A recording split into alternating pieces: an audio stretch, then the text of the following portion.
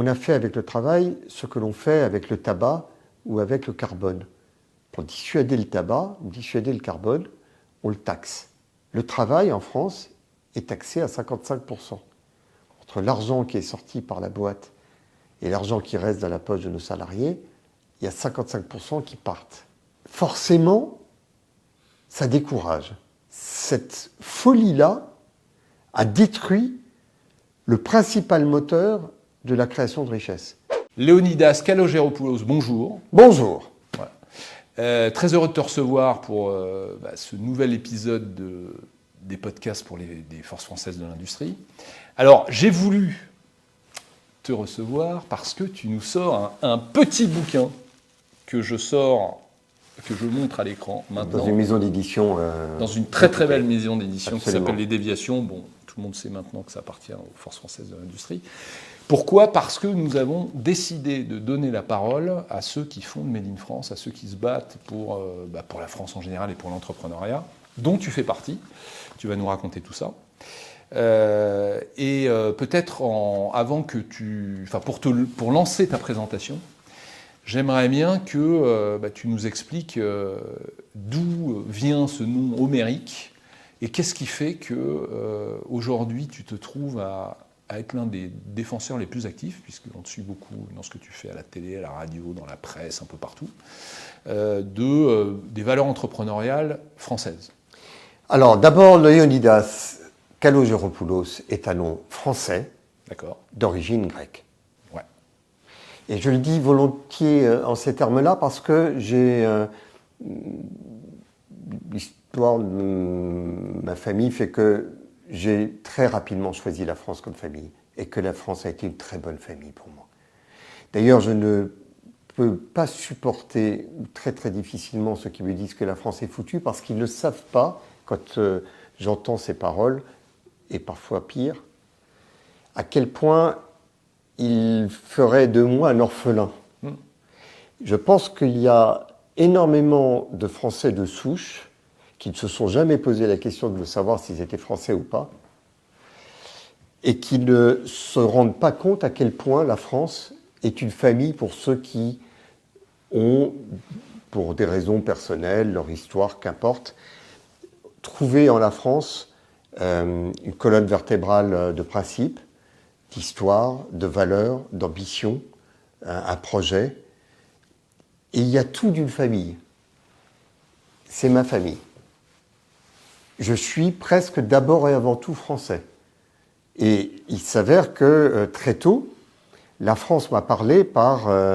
je suis né à Paris, tous les bâtiments qui m'entouraient et que je regardais avec une fascination de tout temps, qui ne m'a jamais quitté. Tout ça est une espèce d'expression avec la représentation de la République, la Marianne. La France parle. Avec d'ailleurs quelque chose qui m'a frappé très tôt. Je devais avoir 8 ans quand j'ai eu l'occasion de voir une banlieue. Je me suis dit, mais là, la France ne parle nulle part. C'est d'ailleurs un vrai problème, et ça fait partie des problèmes que nous devons collectivement réparer. Oui, c'est-à-dire que la France parle partout. Voilà, tu ne vois pas ce dialogue avec le bâti dans ces quartiers-là. Tu ne le vois pas, et ça a pour conséquence que on est de nulle part quand on est là. Mais quand on est né en plein cœur de Paris, eh bien, on peut épouser cette famille-là, et c'est ce qui m'est arrivé. Il s'avère, pour faire le lien avec ce que j'ai appelé l'entrepreneurialisme, puisque c'est pour moi la meilleure manière d'exprimer l'attachement à l'énergie et à l'envie d'entreprendre, beaucoup plus que le libéralisme, on y reviendra peut-être. J'avais une famille d'intellectuels. Mon père était sociologue communiste, ma mère psychanalyste et ma sœur philosophe. Et moi, j'avais une passion. Que t'est-il arrivé, Léonidas ? Je suis égaré dans une passion qui est le concret. Ouais. Mais avec tout ce que j'entendais autour de moi dans les discussions, je me disais, à quel moment est-ce qu'on invente une voiture, on fabrique une usine, on construit un bâtiment, enfin, quels sont les éléments structurants qui permettent de créer des choses dans les théorèmes de Marx, dans les théories de Freud ou le lacanisme. Mais j'ai baigné dans cet univers d'idéologie.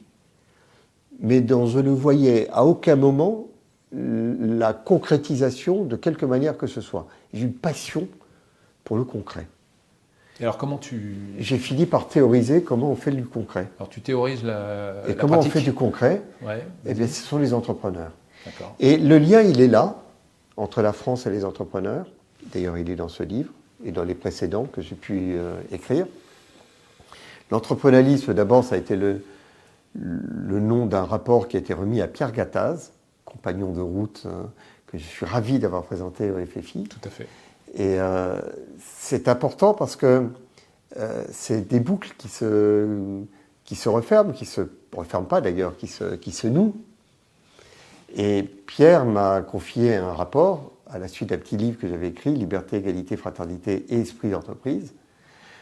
Et j'en ai fait un rapport sur l'entrepreneurialisme. Et cette notion, c'est une notion qui est un peu éloignée du libéralisme, c'est de dire que le fait de prendre un problème et de se dire je vais le résoudre, je vais créer la solution, c'est prendre en main, et prendre en main, c'est entreprendre.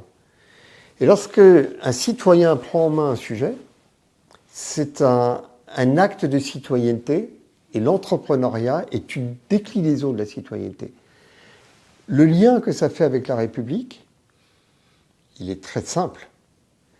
C'est que la République est beaucoup plus une théorie de ce qu'est la citoyenneté dans une société qui repose beaucoup plus sur ses citoyens que sur l'État.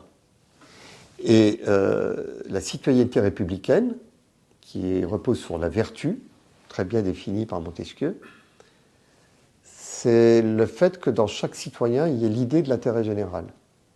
Et il y a d'autres manières que le vote ou le paiement de ses impôts de manifester sa citoyenneté. On peut s'engager dans une association, mais finalement, j'allais presque dire l'avant-garde d'une citoyenneté active, c'est celui qui dit, tiens, j'ai une idée, je vais la prendre, ça va apporter une solution et je crée ma boîte.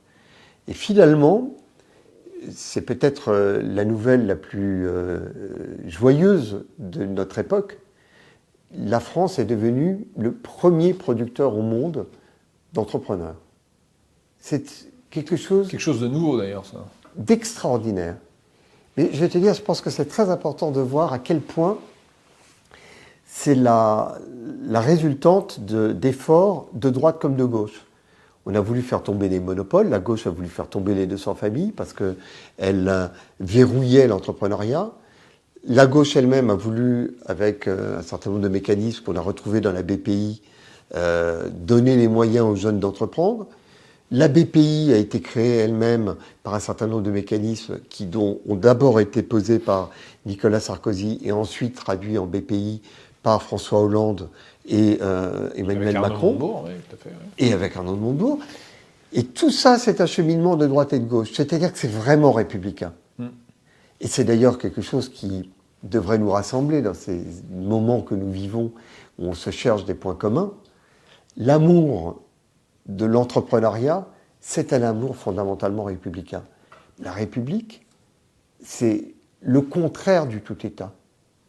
C'est l'idée que la société va reposer sur ses forces vives et que plus ces forces seront vives, plus elles seront dynamiques et plus on aura de la création de richesses. Et on en arrive presque à ce paradoxe qui est que l'organisation de la société qui devrait être la moins verticalisée et la moins soumise à un État centralisateur s'appelle aujourd'hui une république, c'est la République française, et on a tout fait à l'envers. Mais c'est finalement rassurant, il y a tout à refaire, c'est pas grave, il y a énormément d'entrepreneurs, et il n'y a pas un domaine dans lequel les entrepreneurs n'ont pas des solutions. Ils ont des solutions pour l'environnement, ils ont des solutions pour la décarbonation, ils ont des solutions pour l'éducation, pour la sécurité, pour tout, pour la reconstruction des banlieues.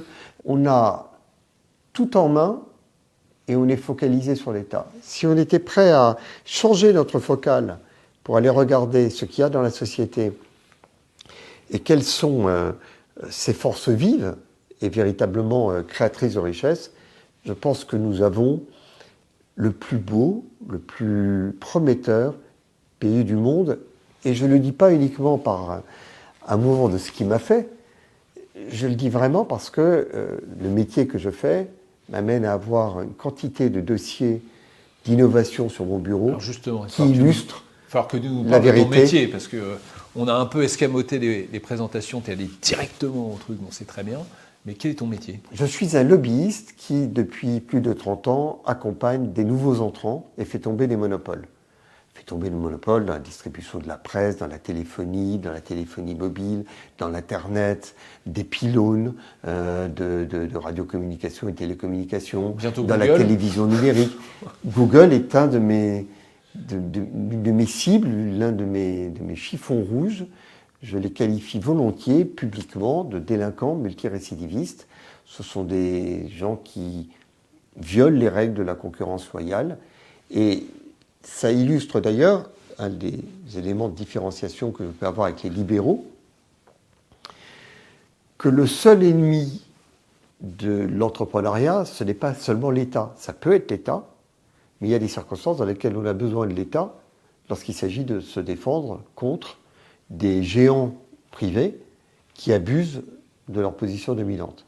Donc pour toi, lutter contre un monopole, c'est libérer en fait l'énergie entrepreneuriale qui est un petit peu sous cloche du fait de ce monopole. Entravée. Ok. Qui est entravée. Eh bien, il faut désentraver la dynamique entrepreneuriale, soit en lui enlevant des contraintes excessives, normatives, bureaucratiques de l'État, soit en retirant tout ce qui est dissuasif de la capacité d'innover et d'entreprendre, parce que ceux qui sont déjà sur le terrain disent « ce marché est à nous, sortez ». Donc effectivement, je suis le délégué général d'une association qui existe depuis 10 ans, qui s'appelle l'Open Internet Project, et qui lutte contre tous les abus de position dominante des GAFAM. Donc, tu parles effectivement de l'État qui serait un petit peu l'objet de beaucoup d'attention en France, et quitte à faire passer un petit peu comme secondaire les initiatives autour de l'entreprise. Moi, j'aimerais t'entendre sur 2 points. Le premier point, c'est que pour avoir regardé, suite à mon passé d'étudiant en histoire, j'ai beaucoup étudié la révolution industrielle française, qui finalement n'est pas très dynamique au début. C'est-à-dire qu'on n'a pas, à la suite de la Révolution française, au moment où l'Angleterre est déjà lancée, on a un retard à l'allumage pour des faits, probablement aussi pour des raisons politiques. On ne peut pas faire la révolution sociale et puis en même temps investir et faire la guerre à la moitié de l'Europe et sécuriser les entreprises, bien sûr. Mais en fait, on se rend compte qu'on a une classe de la bourgeoisie, une classe bourgeoise, qui ne ressemble pas du tout à la bourgeoisie anglaise, par exemple. Et elle a une logique de rente, parce qu'elle prend beaucoup aussi exemple sur la noblesse. Je crois que c'était Marc Bloch qui écrivait, ou un autre, c'est peut-être pas lui, mais qui disait que la bourgeoisie française ne veut pas mettre le feu à la citadelle nobiliaire, elle veut y pénétrer. Donc, cette la logique. copier. Voilà, en fait, c'est l'aspiration, c'est de vivre comme la noblesse avec une logique de rente, où le travail est moins respecté qu'en Angleterre, où en Angleterre, en fait, on a même le contraire, c'est-à-dire qu'on a une aristocratie qui devient très affairiste, qui investit. Et donc, en fait, les deux classes, bourgeoises et aristocrates, se mêlent dans une culture d'investissement et d'entrepreneuriat. La française, beaucoup moins. Et on part en dynamique entrepreneuriale au moment de Napoléon III, juste avant, en fait, et on voit une impulsion qui est une impulsion étatiste. C'est-à-dire que sans l'État français, l'industrie se serait beaucoup moins faite. Voilà. Donc on a quand même une culture là-dessus. C'est vraiment de la culture. Mais, et donc, moi, je te suis, puisque, bon, je ne vais pas me renier, je suis quand même libéral à la base. Alors, de plus en plus défroqué, je dois dire, parce que j'ai appris qu'il faut mettre des frontières, qu'il fallait mettre des règles, parce que sinon, il y a des gens qui trichent. Enfin, tu parlais des monopoles, il y a aussi du dumping, il y a plein de choses comme ça. Donc, Voilà, j'aimerais que tu précises ça pour qu'on n'ait pas l'impression non plus que c'est que contre l'État. Enfin, Non, je suis d'ailleurs. mais... Non, parce que je suis extrêmement équilibré sur ce point. On a besoin d'État quand il s'agit de lutter contre les monopoles, et on a besoin de concurrence quand l'État s'installe de façon. Et je te pose mes deux questions en même temps, comme ça tu pourras les lier si jamais tu trouves qu'elles doivent l'être. L'autre, c'est que il y a une façon, j'allais dire, d'entreprendre qui s'appelle la mutualité. Bien sûr. Et je trouve que tu parlais de la droite et de la gauche. La droite est, j'allais dire, culturellement plus capitaliste, plus à l'aise avec le capitalisme, c'est-à-dire l'entreprise traditionnelle avec un entrepreneur à la tête d'un truc et éventuellement des associés, mais voilà.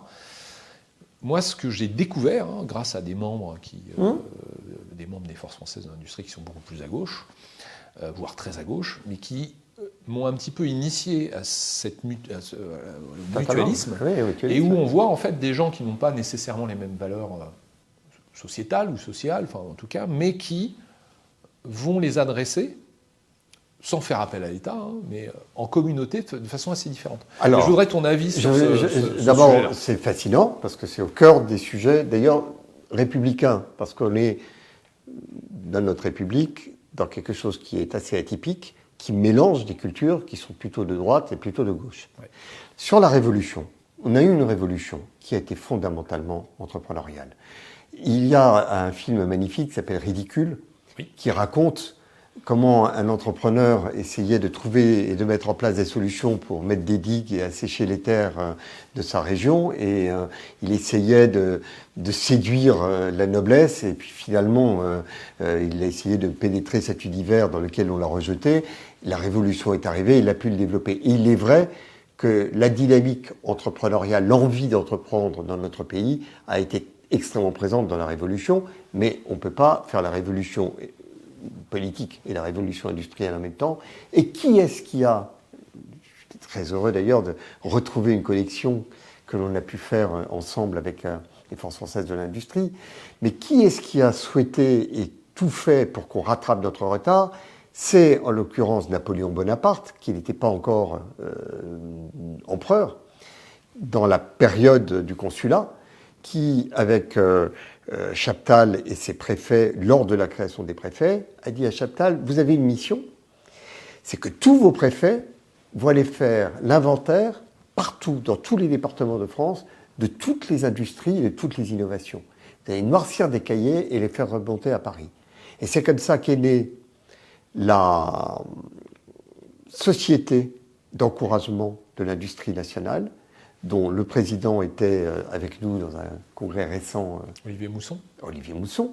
Et cette société d'encouragement de l'industrie nationale a été créée par Napoléon et Chaptal avec ses préfets pour rassembler de manière centralisée l'ensemble des innovations qui allaient permettre de rattraper la révolution industrielle britannique. Et juste pour illustrer que nous sommes aussi capables, dans nos grandes transitions politiques, non pas uniquement de légiférer, mais de bâtir ensemble, l'un des premiers actes de la Convention en 92-1700, moment crucial de la Révolution, alors que la France était encerclée par les armées des monarchies coalisées pour faire tomber la Révolution, l'un des premiers actes collectifs, ça a été de mettre un télégraphe au milieu de l'hémicycle et de constater qu'avec ce télégraphe en sémaphore, on pouvait communiquer, de faire bâtir en temps record la première ligne qui allait de Lille à Paris pour pouvoir se passer les informations sur l'état des forces et le mouvement des troupes. Il n'y avait pas encore la loi zéro artificialisation nette. Mais c'est pour ça. Et finalement, peut-être que bâtir le télégraphe, c'était plus intéressant que d'avoir une loi sur le zéro artificialisation. Mais on est capable ensemble, mais ça fait partie de nos idéaux. Je dis ça parce que c'est l'un des premiers actes de la Première République qui est mort-né, puisqu'on était en état de guerre et encerclé. Donc il n'y a pas vraiment eu de Première République. Sauf en créant ce télégraphe et en couvrant la France de sémaphores, ce qui a donné aux armées révolutionnaires une avance technologique par rapport aux armées des monarchies et nous a permis de l'emporter. Je trouve que c'est très important parce que ça montre à quel point il faut avoir garder en souvenir qu'au début de l'Empire, Napoléon se désignait comme étant empereur de la République.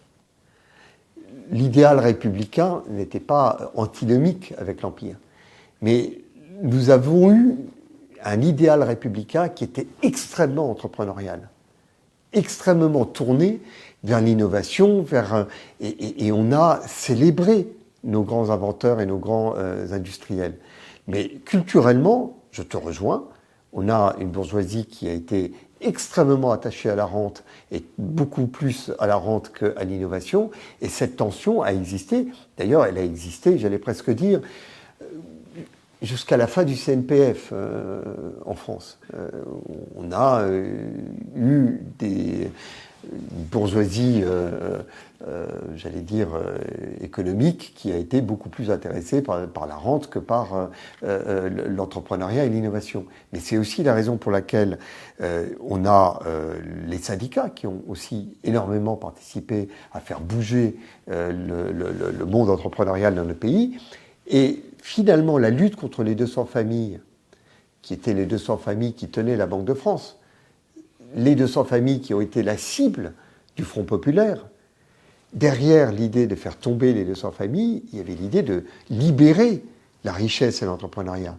D'ailleurs, il y a des phrases extraordinaires de Jaurès sur les entrepreneurs face aux grands monopoles. Donc cette bataille pour l'entrepreneuriat, qui récemment a vu son apogée avec la création des auto-entrepreneurs, qui est à peu près concomitante avec la création de la BPI.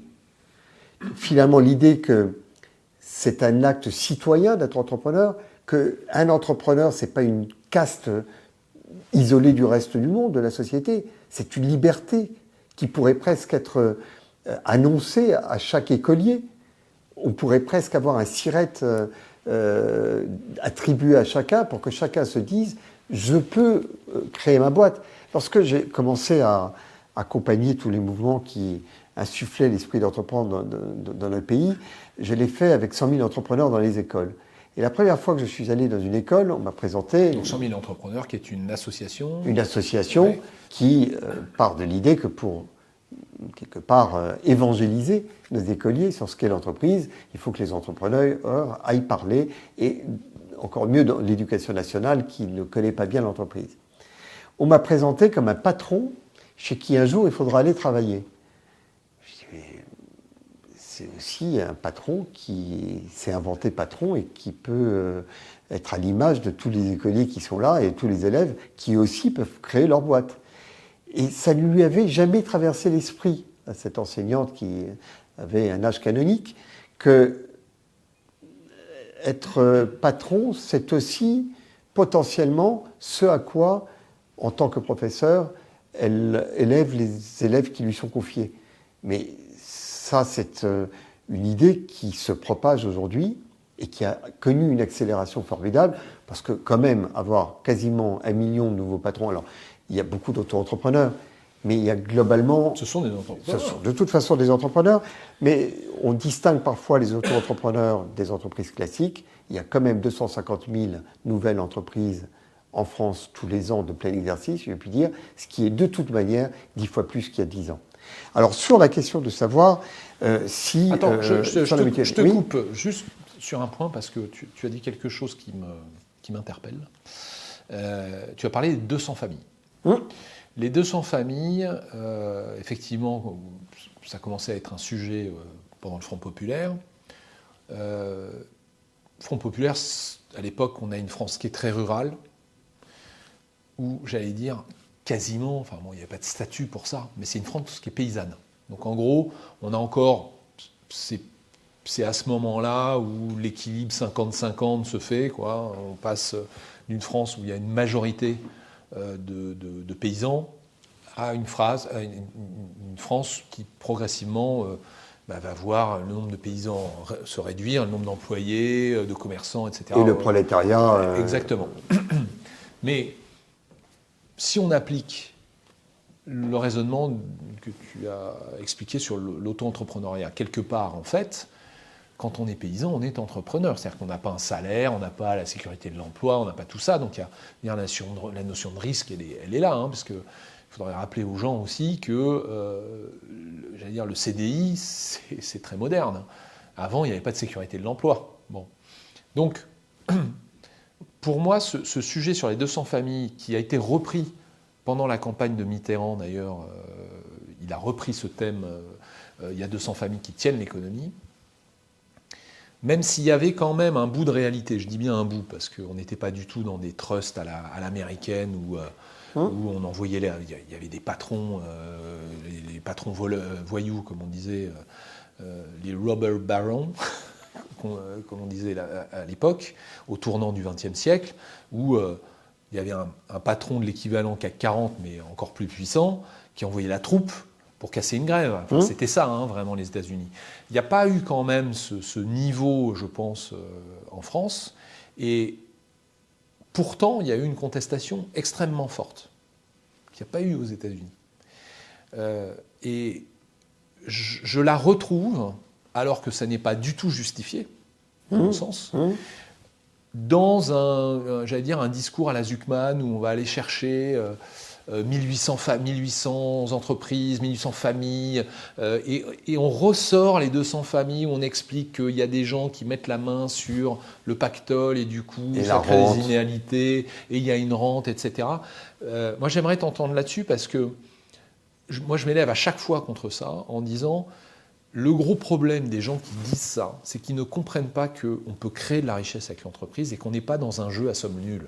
Alors, je suis d'autant plus d'accord avec ça que les entrepreneurs que j'accompagne, pour la très grande majorité d'entre eux, sont des entrepreneurs qui sont partis de rien et qui sont à la tête de groupes qui font des centaines de millions d'euros de chiffre d'affaires et qui ne sont en rien des héritiers et qui, en aucune manière, ont cessé d'innover. Et quand bien même, s'ils étaient héritiers, il y en a un certain nombre qui développent leur entreprise, il n'y a rien à dire. Voire même qui se comportent comme des actionnaires, parce qu'ils gèrent leur famille. Enfin, quand on prend les Bettencourt, moi je suis désolé, on les critique beaucoup, c'est quand même des gens qui, depuis maintenant plusieurs générations, ne dirigent plus leur entreprise, mais ont une capacité à trouver des dirigeants, à les mettre dans une situation de succès et à faire que leur groupe reste sous contrôle d'une famille qui voit à plusieurs décennies, alors qu'on sait bien que les groupes ultra-financiarisés qui appartiennent à des fonds d'investissement, ils prennent des décisions très court terme. Absolument. Voilà. Et donc le succès d'une entreprise comme ça, c'est aussi le succès d'héritiers qui n'ont jamais, eu un travail opérationnel, mais qui font bien ce boulot d'actionnaire. Non, mais ils peuvent avoir un travail d'actionnaire, hein, vraiment très opérationnel. J'ai un souvenir très ému d'un grand innovateur qui est Jean-Claude Decaux, qui a fait ce groupe extraordinaire en imaginant la capacité, totalement l'idée d'entrepreneur de la République pour répondre à un besoin d'intérêt général. Il a quand même couvert la France en abri, en mobilier urbain, en échange de la publicité. Il a inventé un modèle économique. Et ce groupe qui était français à sa mort est devenu international grâce à ses fils, et en particulier Jean-Charles Decaux, qui l'a internationalisé. Et finalement, ces deux générations, l'une qui a fait un groupe national et l'autre qui a fait un groupe mondial. Et tout ça, ce sont des aventures d'entrepreneurs. Il n'y a pas d'antinomie, mais effectivement, dans la démarche entrepreneuriale, il y a bien l'idée de développer et pas uniquement l'idée de faire prospérer son petit adore. Enfin, donc... Alors, je trouve qu'il y a quelque chose qui est très révolutionnaire dans l'entrepreneuriat et qui vient en totale contradiction avec les idées marxistes telles que celles qui inspirent la taxe Zuckman. Lorsque, en plein milieu de la lutte des classes, on veut contester le pouvoir de l'argent, on veut l'appropriation des moyens de production. On va faire la révolution et puis ceux qui produisent vont prendre le contrôle de l'usine et puis on va faire l'autogestion. Mais aujourd'hui, quand on n'est pas content d'une boîte, on peut créer la sienne. Et le nombre de salariés qui ont pu ne pas être contents de l'entreprise dans laquelle ils ont appris leur métier, c'est-à-dire moi je ferais bien autrement, à l'évidence, je ne suis pas entendu là où je suis, je vais aller créer la mienne. L'entrepreneuriat est un acte révolutionnaire. Il est en soi un acte qui permet d'avoir une troisième voie entre la soumission et la lutte des classes. Oui, là-dessus, la frustration est un moteur, finalement. C'est-à-dire, je ne suis pas entendu. Je ne suis pas entendu, je ne suis pas content, j'ai cette liberté d'entreprendre qui est un instrument extraordinaire, eh bien, je vais aller créer ma propre boîte et voir si mon modèle est viable. Eh bien, ça, c'est une liberté qui a un socle, qui est la responsabilité. C'est vrai que c'est probablement un autre état d'esprit de dire je ne suis pas content, je vais aller bâtir, que de dire je ne suis pas content, je vais aller détruire. Certes. Il y a peut-être une dimension de responsabilité qui a du sens. Et d'ailleurs, entre l'idée de responsabilité, l'idée de république, la res publica, la responsabilité sont des notions qui sont assez proches. Et elles sont proches parce qu'il s'agit pour chacun de se dire comment je vais faire moi pour créer. Néanmoins, la contestation d'une économie verrouillée par la gauche a aussi ouvert la voie à des entrepreneurs. On le sait, il y a beaucoup d'entrepreneurs qui viennent de la gauche. Tu citais l'entrepreneuriat mutualiste. Oui. Il est aussi né de cette idée, non, on ne va pas faire comme c'était fait dans des économies ou dans des cultures extrêmement paternalistes, on va faire les choses autrement. Mais c'est extraordinaire. Et d'ailleurs, toute la variété de modèles d'entreprise illustre que l'on peut faire les choses de manière extrêmement diverse. En revanche, je pense qu'il y a quelque chose que nous n'avons pas réussi à faire encore. Et je dis bien nous, parce que tu parles du rôle de l'État et du rôle de la société. Et finalement, on a la droite, on a la gauche, on a le Sénat et l'Assemblée, l'exécutif, le législatif. Ben on a aussi la société civile et l'État, oui. ou la nation et l'État. Moi, j'appelle les entrepreneurs, qu'on appelle souvent les forces vives de la nation, je pense que c'est la nation. Le peuple, ce sont les gens qui... d'abord et avant tout, souhaitent la dignité de leur vie, de leur travail et l'espérance d'une vie meilleure pour leurs enfants. Ils créent des réponses à tous les besoins de la société. Des besoins de mobilité, des besoins d'environnement, des besoins d'éducation, des besoins de logement, tous les domaines d'agriculture, comment dirais-je, tout ce qui concerne l'alimentation d'un pays. Tous les besoins sont satisfaits par la nation. Et puis il y a l'État, Est-ce que et il y a ce dialogue. L'associatif, justement, là-dedans. Je n'ai pas de problème avec l'associatif. Mais est-ce que tu l'inclus? Parce que c'est quand même aussi une force je vais dire, c'est un type de réponse. Non, je suis d'accord sur le fait que c'est un type de réponse. La raison pour laquelle je ne l'inclus pas, c'est que je pense que la dimension associative est quelque part reconnue comme faisant partie de la citoyenneté, d'une citoyenneté avancée et mûre. Dans les ouvrages de droit public, on parle de la citoyenneté comme ayant deux dimensions essentielles, qui sont le bulletin de vote et le paiement de ses impôts. Pourquoi ? Parce que par le vote et les impôts, on apporte les éléments nécessaires à la structuration de l'État. Et que les constitutionnalistes et les professeurs de droit et qui réfléchissent à la République ne voient la République qu'à travers l'État. Et donc ils considèrent qu'on est citoyen pour permettre à l'État d'exister. Mais le fait que la citoyenneté puisse passer par des actes directs de la nation envers elle-même, répondant à ses propres besoins. Certains, quand ils sont un tout petit peu sophistiqués, acceptent de rajouter l'engagement dans les associations. Mais l'entreprise, jamais. D'accord. Donc ce que tu dis, c'est que tu considères que l'association est aussi une force vive, mais qu'aujourd'hui, elle est mieux traitée, entre guillemets, que l'entrepreneur et l'entreprise. En tout cas, elle est déjà considérée comme le bien commun, on va dire, voilà. Alors que l'entreprise, toi, tu milites pour qu'elle rejoigne cette communauté. C'est pour ça que tu mets de l'emphase sur l'entreprise et moins sur l'association, pas pour les opposer, pas pour mais les parce opposer. qu'il y en a une qui est moins bien traitée que l'autre. Quoi. Absolument. Tu fais œuvre de justice. Voilà, je veux qu'on rende justice à tous ces entrepreneurs qui ne sont pas que des vaches à lait fiscales, dont on ne peut pas, dont on ne doit pas, dont on ne doit plus dire que la seule valeur ajoutée des entrepreneurs serait de créer des emplois et de verser des taxes. C'est pas vrai. Si la santé progresse dans notre pays, si on a des innovations dans la voiture électrique, si on a des solutions extraordinaires pour la décarbonation, si on fait progresser la cause environnementale dans le pays, c'est d'abord et avant tout parce qu'on a des entrepreneurs qui innovent. Et qui se disent, tiens, j'ai cette idée, je vais aller récupérer la chaleur fatale, je vais faire des économies sur l'eau, je vais trouver une nouvelle manière d'utiliser tout ce que l'on a fait dans le nucléaire pour développer de nouvelles centrales.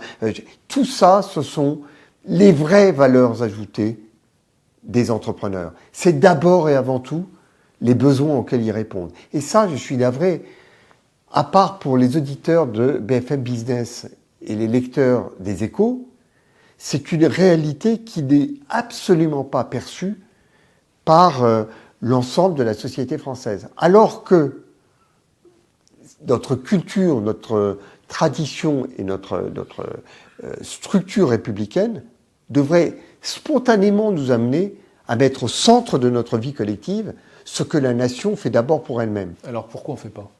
Mais je vais te dire... Pourquoi c'est pas au cœur de nos... Je vais te dire, Laurent, à cause de toi. C'est me donner un rôle important, j'aime bien. À cause de toi, à cause de moi et à cause de nous. Et la raison, me semble-t-il, et c'est un peu ce que je souhaitais mettre dans ce petit livre, c'est que nous, collectivement, nous sommes laissés avoir. Nous nous sommes collectivement laissés entraîner à être focalisés uniquement sur l'État. Il faut qu'on se libère, même lorsque l'on dit que l'État devrait refluer, nous attendons de l'État que de lui-même il reflue. Et nous revendiquons que l'État veuille bien en faire moins et que s'il n'en fait pas moins, c'est parce que lui, État, n'a pas la lucidité nécessaire pour en faire moins. Nous avons beaucoup trop réduit notre rôle à celui de, j'allais dire, de lobbyiste ou de promoteur d'idées ou de... Oui, on manifeste, on pousse des sujets, on attend que ça tranche là-haut, quoi. Il faut arrêter. Et alors pourquoi on ne le fait pas? Pourquoi on s'est fait avoir? Alors d'abord, on s'est fait avoir parce que... Et par qui? Non, c'est une boucle. C'est une boucle dans laquelle l'État nous explique...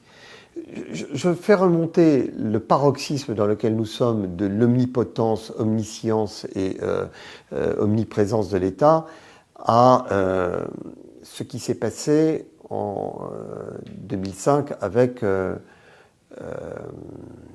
Lionel Jospin. Il y avait, je ne sais plus quelle usine, ça m'est sorti de ma mémoire, mais qui périclitait pendant la campagne entre Jospin et Jacques Chirac. Et Jospin a eu le malheur de dire « l'État ne peut pas tout ».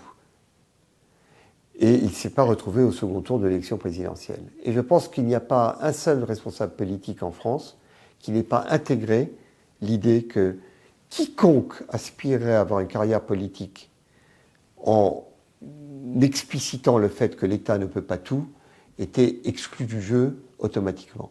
Et nous avons collectivement, à un moment donné, il faut voir comment on a une névrose. Une névrose se développe dans une société par une interaction. Les responsables politiques se sont dit que finalement, il faut qu'on arrive à prétendre systématiquement, quand il y a un problème, qu'on va être capable de pondre une loi dans la journée pour satisfaire à la question le lendemain. Et collectivement, quand il y a un problème, nous nous tournons vers l'État, on dit mais où est la loi, où est la solution? Et dans cette tension, même lorsque l'on en est à dire mais l'État nous a envahis avec des lois, des règlements, il est partout, nous demandons à l'État de faire. Et là où je trouve que nous avons une responsabilité, c'est qu'on a peut-être une petite panne d'imagination. Nous avons vu nos sociétés transformées par les réseaux sociaux. Mais ce sont des réseaux sociaux qui n'ont rien de républicain. Les réseaux sociaux qui ont envahi notre quotidien, je pense que Twitter, X est le premier d'entre eux, ont considérablement contribué à fracturer notre société. C'est l'épicentre de la contestation permanente qui est devenu un sport d'heure à heure, qui est de se contester, de critiquer, de vouloir démolir, de s'opposer. Et rien qui relève de l'intérêt général n'est présent dans ces univers numériques-là. Sauf peut-être sur LinkedIn, lorsque la force française de l'industrie s'exprime. Bien sûr. Non, alors, histoire de te contredire un peu quand même. Justement, tu sais que nous, aux forces françaises de l'industrie, on regarde beaucoup les auditions parlementaires, oui. quelles qu'elles soient, etc. Bon. C'est absolument passionnant ce qui est dit. Et quand on regarde ces exercices qui sont généralement où un groupe de sénateurs, par exemple, de tout horizon, hein, vraiment de tous horizons, reçoit un chef d'entreprise, un grand chef d'entreprise, on voit d'abord que les parlementaires arrivent à s'entendre, alors qu'ils ne pensent pas du tout la même chose, dans les questions qu'ils posent, et on voit quand même un souci d'intérêt général. Donc, pour les gens qui sont, entre guillemets, qui ne croient plus en la démocratie, moi j'invite toujours les gens à aller regarder ça, parce que on voit quand même des gens de bonne foi, et à certains moments, moi je mets un billet sur le fait que ça soit très compliqué de savoir quel sénateur, quel député et de quel parti. Parce que c'est beaucoup moins caricatural qu'en 3 minutes sur les chaînes info, etc. Premièrement.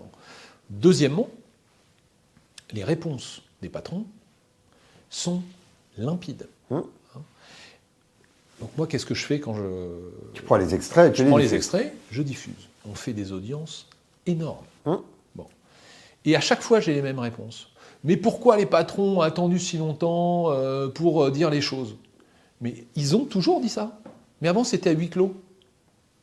Il n'y avait pas une chaîne YouTube, il n'y avait pas LinkedIn, il n'y avait pas machin. Donc en fait, bien sûr, ce que tu dis, ça a été étudié, et très documenté, il y a un danger. Très expérimenté. Voilà, il y a un danger évident sur les médias sociaux. Il y a aussi une opportunité considérable, qui est qu'on ne peut plus nous raconter, nous faire la messe comme avant, où on avait quand même globalement une presse qui avait le droit, qui avait une certaine liberté, mais il y avait des domaines, on disait ça c'est la vie privée, on mettait plein de trucs dans la vie privée, il y avait quand même des choses assez balèzes dans la vie privée des gens, mais en fait on a pu, comme ça, nous faire avaler des couleuvres énormes, nous cacher des réalités, des chiffres. Aujourd'hui, c'est plus possible. Mais je ne remets pas en cause l'intérêt du numérique pour communiquer et diffuser de l'information au sein de la société. Je dis qu'en tant qu'architecture, les réseaux sociaux que nous connaissons aujourd'hui peuvent être la caisse de résonance de beaucoup de choses, mais finalement, c'est une organisation des réseaux sociaux qui est fondée sur beaucoup plus la démocratie anglo-saxonne, qui considère que la valeur ultime, c'est la liberté d'expression de tout, sans aucune entrave, alors que notre architecture républicaine considère que l'organisation de la société repose sur une citoyenneté vertueuse, et la citoyenneté vertueuse, c'est une citoyenneté qui réfléchit à l'intérêt général. Or, si nous avons des réseaux sociaux qui, au lieu de dire c'est open bar, critiquer, insulter, éructer autant que vous voulez, mais au contraire, on a tel et tel problème, quelles sont les solutions que vous apportez? Eh bien, nous pouvons imaginer des réseaux sociaux, plus exactement, nous pouvons imaginer un réseau social, à architecture républicaine, que je désigne d'ailleurs dans ce petit livre, avec un nom, qui est Agora Fecit, parce que l'Agora est le lieu où on se réunit, c'est l'assemblée dans notre civilisation gréco-latine, et Fecit qui est de faire ensemble, comme cette convention de la Première République qui met autour de l'hémicycle un télégraphe avec un sémaphore qui dit on va le faire. Eh bien, il n'y a pas un domaine. On a une expérience, une plateforme qui s'appelle Entrepreneurs pour la République, sur laquelle il y a plus de 700 solutions d'entreprises à des problèmes d'intérêt général. Il n'y a pas un sujet sur lequel il n'y a pas des solutions. Et bien entendu, pour le moment, 700 solutions, et c'est le début du commencement. C'est par milliers que des solutions sont amenées par la société civile, par les entrepreneurs, par les citoyens qui ont pris en main des problèmes pour y apporter des solutions. Et si nous avions un réseau social républicain qui instaure ce dialogue entre les besoins d'intérêt général et les solutions d'entrepreneurs, nous pourrions presque changer notre culture spontanée, qui est de dire on a un besoin, aujourd'hui on dit mais que fait l'État? Mais nous pourrions, au bout de notre téléphone, dire mais on a un besoin, ma fille qui rentre tard le soir et qui est en danger, comment on peut faire en sorte qu'il y ait des solutions de protection? Eh bien, nous pourrions avoir un débat quotidien, multi-quotidien, autour de toutes les difficultés que nous avons à résoudre et des solutions proposées par des entrepreneurs. Il n'y a pas un sujet qui échappe à la possibilité d'y apporter des réponses concrètes. J'ai toujours cet exemple que je trouve fascinant qui s'appelle Espérance banlieue. 1700 élèves dans 12 établissements. Ils ont monté, avec des entrepreneurs, des écoles qui sont au cœur des banlieues, qui traitent les problèmes les plus, les plus tendus de la société française. Ils s'y coltinent tous les jours. Eh bien, les résultats d'Espérance banlieue des élèves sont absolument spectaculaires et on y voit finalement l'idéal de l'école républicaine. C'est pas l'école de l'éducation nationale qui l'a faite, ce sont des entrepreneurs qui l'ont fait. Justement, l'éducation nationale, elle voit Espérance banlieue comment ? C'est très paradoxal parce que d'abord, ils l'ont regardé avec une suspicion instantanée et j'allais presque dire pavlovienne, considérant que venant du privé, c'était forcément suspect. Et puis finalement, il y a eu l'idée de développer potentiellement des expériences d'uniforme scolaire. Et l'idée d'uniforme scolaire est née de la pratique d'Espérance banlieue, où il y a un uniforme scolaire, il y a le lever du drapeau, il y a le chant de la Marseillaise tous les matins, et il y a une collectivité qui se réunit avec des parents tous les jours, quotidiennement, et c'est une réussite formidable. Enfin, c'est un modèle, mais les exemples sont innombrables. Et donc l'éducation nationale l'accepte bien maintenant ou... Le sujet progresse, le sujet progresse, mais j'allais dire, nous serions collectivement capables de mettre en lumière les performances d'Espérance banlieue si sur Agora Facit, on pouvait poser la question comment on fait pour remonter le niveau scolaire qui est très très préoccupant en France. Bien, on aurait à la fois des solutions comme celle-là, mais on a des génies dans le monde de l'entreprise pour avoir des solutions. Je pense à Schoolmove, je pense à tout ce que décline Academia, je pense à toutes les solutions développées par la Fédération des solutions numériques dans l'éducation. C'est un petit peu le système du pair à pair, hein, enfin, j'allais dire d'une personne à une autre. Enfin, c'était l'esprit de village. Hein. Avant, quand il n'y avait pas un État pour ramasser un arbre qui est tombé sur la route, on s'y mettait à plusieurs. Et d'ailleurs, il y a pas mal d'études. C'est un village pas mal, hein, celui qu'on a au bout des doigts, si on s'en sert bien. Tout à fait. Mais ça, d'ailleurs, il y a des études assez poussées, je ne sais pas si tu les as vues, il faudra que je te retrouve les références, mais qui disent que on a un problème de défiance en France. On est le deuxième pays de l'OCDE le plus mal classé à la question « Faites-vous confiance aux autres ?» Je ne sais plus exactement, enfin, on est entre 21 et 25%. Je crois que c'est 21%. En Europe du Nord, ils sont à plus de 50%. Et en fait, les études sociologiques qui ont été faites autour de ça arrivent à la conclusion que quand on a un rapport direct avec une entité centrale, religieuse, étatique, je ne sais quoi. Enfin, en gros, on est client d'une solution, on va donc... On n'a que des voies verticales. Que des voies, et donc on n'a plus besoin de son voisin. Donc comme on le fréquente moins pour faire des vrais trucs, eh bien, on s'installe la défiance. Voilà, on s'en méfie. Et quand on s'en méfie, on fait quoi? Eh ben, on veut le fliquer. Parce qu'on ne sait jamais ce qu'il est en train de faire, le voisin, quand même. Donc on veut des normes, on veut des lois, on veut des inspecteurs pour être sûr que les lois sont bien. Et donc on rentre dans un système où Comme on n'a pas confiance dans le voisin, on demande une protection contre le voisin, au lieu de se dire le voisin peut être aussi un allié. Voilà. Mais Donc c'est un petit peu ce que tu dis, toi, absolument. en disant, finalement, créons des plateformes, des réseaux sociaux. Qui nous permettent de travailler ensemble, plutôt que d'être constamment en train de nous dire ils sont vraiment débiles là-haut, et voilà ce qu'ils devraient faire, et pourquoi ils ne le font pas. Et ça nous met dans une société qui est devenue une espèce de contestation permanente du sommet. Mais c'est totalement stérile, il faut quand même qu'on se rende compte. Oui, on donne tous les pouvoirs à quelqu'un qu'on déteste 5 minutes après, quoi. Mais on lui donne même tous les pouvoirs de pouvoir lui-même se désamorcer de son propre pouvoir. On dit mais arrêtez d'être omniprésent et omniprésent. Mais faisons autre chose. Enfin, collectivement, faisons autre chose. Et pardon, mais c'est très important. Donc ça, c'est ce que tu dis dans ton bouquin, ça. C'est absolument ce que je dis dans mon bouquin.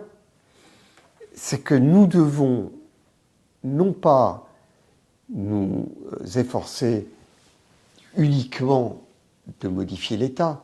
Nous devons muscler notre société. Donc toi, ça part d'abord de muscler la nation. Voilà. Et que après, la nation soit... on organise le recul. Et après, on n'est pas contre l'État. Personne n'a dit qu'il fallait abattre l'État.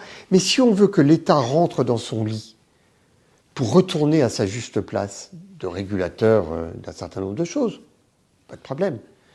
Un certain nombre de missions régaliennes, très bien. Des éléments de répartition, ça s'écoute. Mais d'abord, il faut que la nation prenne la pleine et entière place qui est la sienne. Ce n'est pas le cas aujourd'hui. Ce n'est pas à l'État de permettre à la nation de prendre sa pleine et entière place qui lui revient.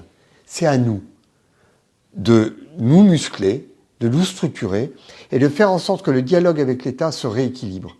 Ça, c'est notre boulot. Et si ce n'est pas suffisamment fait, c'est parce que toi et moi, nous n'avons pas fait suffisamment de travail jusqu'à présent. Mais c'est très important. Fond, quand même, Léonidas, là. On est à fond. On va le faire. Il faut le faire.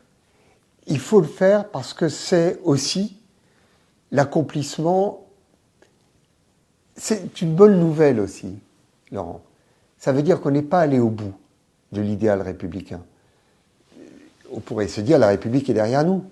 Non, elle n'est pas derrière nous. Elle est devant nous. Eh bien, ce travail-là, c'est un vrai travail d'entrepreneur. Et un entrepreneur, il est supposé, à chaque fois qu'il a une idée d'une molécule, d'une équation, d'un composant électronique, de le transformer en industrie. La République doit se transformer en solution entrepreneuriale. C'est beaucoup plus intéressant à ce moment charnière de notre équilibre géopolitique, où on est au centre, nous, l'Europe, d'un monde où d'un côté, on a un type qui considère que la valeur absolue à laquelle on mesure les gens, c'est de savoir si oui ou non on est capable d'atomiser son voisin. Du côté des États-Unis, juste la question de savoir lequel est le plus fort et est-ce que oui ou non on est capable d'imposer sa loi. Et puis la Chine, qui a réussi cet exploit extraordinaire, qui est de préserver la liberté d'entreprendre et de l'encourager en interdisant toutes les autres libertés. On est un îlot exceptionnel, désormais, sur cette planète Terre.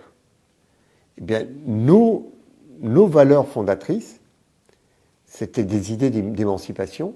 C'est pour ça qu'on a aboli la noblesse, qu'on a fait des révolutions, pour que chaque citoyen soit maître de son destin et soit un citoyen de plein exercice. C'est-à-dire quelqu'un qui, dans cette collectivité que nous avons, nos pays, l'Europe, se disent « qu'est-ce que je peux faire ?» Moi, pour apporter une réponse à un problème d'intérêt général avec ce que j'ai comme qualité, ce que j'ai comme savoir et ce que j'ai comme potentiel d'engagement. Eh bien, apporter une réponse entrepreneuriale pour muscler notre idéal républicain, ça, c'est un job qu'on peut faire sans demander la permission à personne. On n'a besoin d'aucune loi, pas plus que Twitter ou LinkedIn ou TikTok n'ont eu besoin d'une loi pour s'imposer dans nos vies quotidiennes. On peut le faire demain. Alors, comment tu expliques tout ça sans les effrayer, sans les révolter, à des gens qui vont avoir une sensibilité plus à gauche, pour qui l'État c'est important, pour qui finalement, d'ailleurs, je pense même à droite d'ailleurs, le sentiment que l'État français a joué un rôle très important dans la constitution de la nation elle-même. Donc comment tu peux rassurer des gens qui vont se dire, est-ce que si l'État reflue, est-ce qu'on ne va pas se retrouver dans une situation où l'État devient finalement plus du tout central et qu'on se retrouve avec des cultures politiques qui sont plus anglo-saxonnes, ce qui n'est pas, on va dire, dans la culture française. Je ne suis en aucune manière contre l'État et ce n'est pas un discours anti-État, c'est presque un discours de préservation de l'État. Il suffit d'ailleurs de voir comment, à un moment donné, la thrombose menace l'État. On en a un spectacle, mais pas tant paroxystique aujourd'hui, à vouloir tout faire, à vouloir tout traiter. D'abord, s'il veut tout traiter et tout faire, il se conduit lui-même à la faillite. L'état de faillite est d'abord et avant tout la traduction du fait qu'on a voulu répondre à tout de manière inconsidérée, en se mettant dans l'idée que c'était l'État qui pouvait remplacer le travail, remplacer la production, que la répartition pouvait se faire sans qu'on ait produit les richesses, au point où on est en train de répartir la dette que l'on lève pour léguer à nos enfants l'argent que l'on aura emprunté sur leur dos pour se les répartir entre nous. Enfin, on est arrivé... Pour partir plus tôt en retraite, en plus. Pour partir... Enfin, la situation dans laquelle nous sommes, qui est traitée aujourd'hui par des chiffres et des textes, le budget, si on le reprend avec un peu de recul, c'est juste l'explosion d'atrophie étatique. Donc, remettre l'État à sa juste place, c'est protéger l'État. Vraiment. Enfin, c'est en plus extrêmement sincère. Si l'État doit, dans quelques mois, dans quelques années, être capable d'assurer la protection militaire de notre pays et de notre continent, la correction doit se faire vite. Si tout ce qui menace l'ordre public doit être traité, et je ne veux que d'un État pour le traiter, il va falloir corriger les abus rapidement. Enfin, il faut que nous remettions de l'ordre pour que ce que seul l'État est capable de faire, il soit capable de le faire. Et donc il y a un tas d'autres choses. Créer des emplois parce que l'on trouve des solutions à des problèmes, parce que jamais aucune boîte n'a été créée pour créer des emplois. Aucune. Pas une. On crée une boîte parce qu'on a une solution à un problème qui a manifestement un marché et qui, parce qu'il a rencontré son marché, crée des emplois. Mais c'est parce qu'il y a un tas de problèmes auxquels on veut apporter des réponses, non pas en faisant des lois, mais en faisant des entreprises. Donc plus on laissera les entreprises apporter des réponses aux problèmes, qui sont d'abord et avant tout des opportunités, et bien plus on créera des richesses et on aura des richesses à répartir. Mais il faut juste remettre les choses dans le bon ordre. Donc il s'agit juste... Donc toi, c'est moins d'État pour mieux d'État, quoi. Bien sûr. Okay. C'est moins d'État pour mieux d'État. Et moins d'État parce qu'on a besoin de l'État. Parce qu'il y a des situations dans lesquelles, à part l'État, il n'y a pas de solution. Ensuite, il est indéniable que l'histoire de France démontre qu'il y a des moments, heureusement que la société était là, et d'autres moments, heureusement que l'État était là. Je pense qu'on est tous d'accord. Heureusement qu'en 1940, il y a quelqu'un qui est allé à Londres et qui a ouvert le premier jour du journal officiel de la République française à Londres et qui s'est opposé à l'État. Tant mieux. Et puis il y a d'autres moments où, heureusement qu'il y a eu l'État pour remettre de l'ordre parce que la société allait à volo. Je pense que l'on a des exemples de ce que pouvait être, durant la Révolution, les excès d'une révolution. Heureusement qu'il y a eu des gens capables de dire « la Révolution est terminée » et de remettre de l'ordre. Donc il y a des moments où l'État sauve la nation française et il y a des moments où la nation française sauve l'État. Eh bien cet équilibre-là, on en a besoin. Notre nation, dans ce qu'elle a le plus fort, c'est-à-dire ses entrepreneurs, ne s'est pas suffisamment organisée. Je le dis avec énormément de conviction. On a plein d'associations, et heureusement qu'elles sont là. On a plein de journaux, heureusement qu'elles sont là. On écrit plein d'articles, et heureusement qu'on les écrit. Il est temps qu'on pèse sur la structuration de notre société. Dernier point, rapidement, tu t'es beaucoup exprimé sur quelque chose qui est adjacent à ce que tu dis, c'est que le travail ne paye plus. Terrifiant. Voilà, tu peux peut-être nous donner ton point de vue là-dessus, et si tu vois une évolution en cours. Bon, après c'est difficile vu qu'on n'a pas de gouvernement. Non, je vois très bien. C'est un sujet qui est absolument fondamental. D'abord parce que le travail, c'est le patrimoine des gens qui n'en ont pas. C'est pas grave de ne pas en avoir. On a sa force de travail. Et cette force de travail, c'est magique. On a tous eu dans nos boîtes des creux de vague. Moi, je peux témoigner, après le Covid, que la sortie du Covid était un creux de vague. Quand on travaille énormément, la vague, on la prend et mon Dieu, mais c'est miraculeux. Enfin, moi, je trouve ça magnifique pour tous ceux qui sont découragés du travail. Ben non, le travail, ça marche. Mais l'une des raisons, me semble-t-il, pour lesquelles notre pays a subi une grave déréliction vis-à-vis du travail, la perte de foi vis-à-vis du travail, c'est que on a fait avec le travail ce que l'on fait avec le tabac ou avec le carbone. Pour dissuader le tabac, dissuader le carbone, on le taxe. Il n'y a pas aujourd'hui, quand on veut aux États-Unis dissuader les importations, on met 50% de taxes. Le travail en France est taxé à 55%. Entre l'argent qui est sorti par la boîte et l'argent qui reste dans la poche de nos salariés, il y a 55% qui partent. Forcément, ça décourage. On a découragé le travail en faisant peser sur le travail l'essentiel des taxes d'un modèle qui est notre modèle social. Cette folie-là a détruit le principal moteur de la création de richesse. Je comprends que nous soyons dans un moment politique difficile, mais ce sujet-là est un sujet existentiel. Je pense que c'est aussi notre responsabilité d'entrepreneur de peser suffisamment face à l'État pour que ce rééquilibrage se fasse rapidement.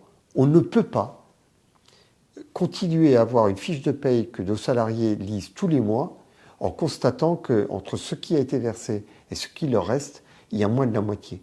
Ça les décourage. Et ça part où tout ça ? Mais ça part vers un modèle social qui est en principe le modèle social qui vient réparer le fait qu'on ne bénéficie pas de la première source de richesse potentielle qui est le travail.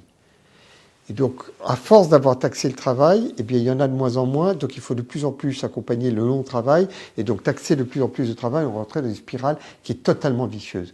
Il faut réhabiliter le travail parce que le travail crée de la richesse, et plus il y a de richesse, moins on a besoin de partager et de réparer et d'avoir un accompagnement social.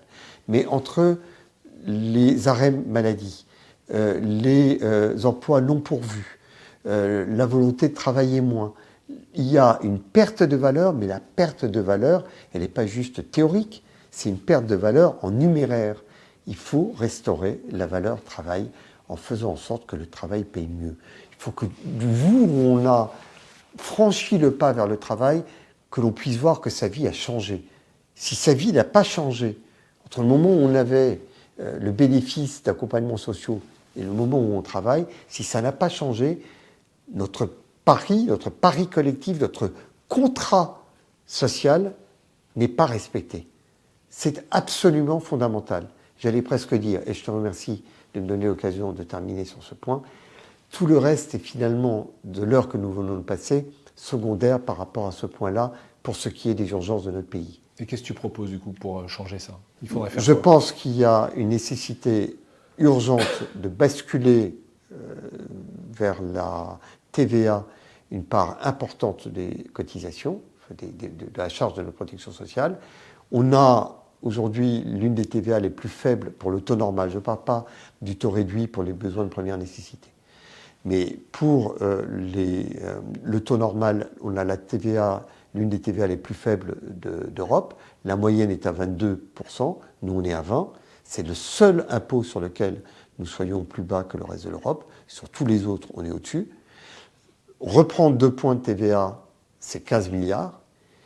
Revaloriser les bas salaires de 15 milliards en échange d'une hausse de la TVA, c'est permettre aux 100 millions de touristes qui viennent tous les ans en France de payer avec ces 2% de TVA une part de notre protection sociale. C'est revaloriser le travail, et c'est pas qu'à Jeune Bonneteau, parce que le jour où on revalorise le travail, où on creuse l'écart entre l'argent de la protection sociale et l'argent du travail, on remet dans l'emploi les 300 à 400 000 emplois qui sont aujourd'hui non pourvus et qui sont vacants, mais les gens iront parce que ça fera un véritable différentiel par rapport à la protection sociale, et on revient dans la spirale positive dans laquelle l'accompagnement social du non-travail baisse, et donc on a besoin de moins taxer l'emploi, et on revient dans une spirale positive. Ça, c'est une urgence du moment. Là, je suis d'accord, ce n'est pas une urgence de la sphère sociale, c'est bien une urgence de la sphère politique. Je ne suis pas totalement certain que l'équation politique permette de réaliser ce gap rapidement, mais je pense que nous sommes désormais collectivement convaincus de la nécessité de le faire dans l'univers entrepreneurial. Ok, merci Léonidas. Merci à toi. Très heureux d'avoir échangé avec toi. Très heureux. Et puis, écoutez, à bientôt pour de nouvelles aventures et de nouveaux témoins, toujours aussi passionnants. Merci beaucoup Laurent.